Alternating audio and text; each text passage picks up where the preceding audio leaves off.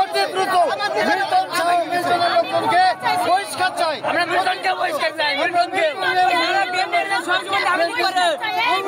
সংগঠন করেছে আমি একজন মহিলা মানুষ, আমার নামে 5টা মামলা, আমরা রাজপথে আর আমাদের লোকজনকে এভাবে মাইরে এই যে দেখেন আমার বুকে কয়টা, আমার হাতে কয়টা বিএনপির কর্মী হিসেবে মিল্টন সাহেবের তীব্র বহিষ্কার চাই। দলের সদস্য সচিব মিজানুর রহমান হঠাৎ করে এমপি সাহেবকে স্বাগতম জানানোর জন্য গাংনী উপজেলার সমস্ত নেতাকর্মী তার অফিসে উপস্থিত হয়েছেন। এমন সময় অতর্কিতভাবে মিল্টন ভাই তার লোকজন দিয়ে আমাদের অফিস আক্রমণ করেছে, প্রচুর মোটরসাইকেল করেছে। এই যে আমার হাতে লেগেছে, আমাদের অনেক নেতাকর্মী আহত হয়েছে। তাহলে কি মিল্টন সাহেব কেন এই কাজটা করছে? আমরা অতি দ্রুত মিল্টন সহ লোকজনকে বহিষ্কার চাই, বহিষ্কার। এই সব নেতাদের অবিলম্বে দল থেকে বহিষ্কার করা হোক।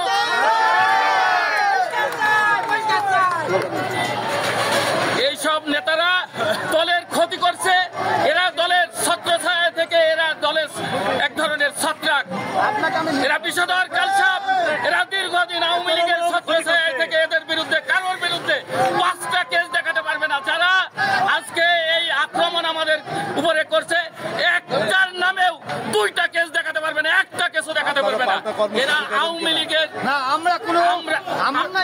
আমরা কোনো পাল্টা কর্মসূচিতে যাব না। দেশ নেতা তারেক রহমান আমাদের যে সিদ্ধান্ত দিয়েছেন, আমরা সেই সিদ্ধান্ত মাথা পেতে নিয়ে আমরা সেই সিদ্ধান্তকে স্বাগত জানিয়ে আমরা এখনো নিজেদেরকে সেই জায়গায় স্থির রেখেছি। আমজাদ সাহেব অত্যন্ত ধৈর্যশীল মানুষ এবং উনি বিচক্ষণতার সাথে এটা মোকাবেলা করলেন। আমাদের কোনো নেতাকর্মীকে বিন্দুমাত্র সরতে দেন নাই, নড়তে দেন নাই। আমরা জায়গায় দাঁড়ায় মার খেয়েছি এবং আমাদের আক্রমণ করার জন্য কোন রকম কোন সুযোগ দেন নাই।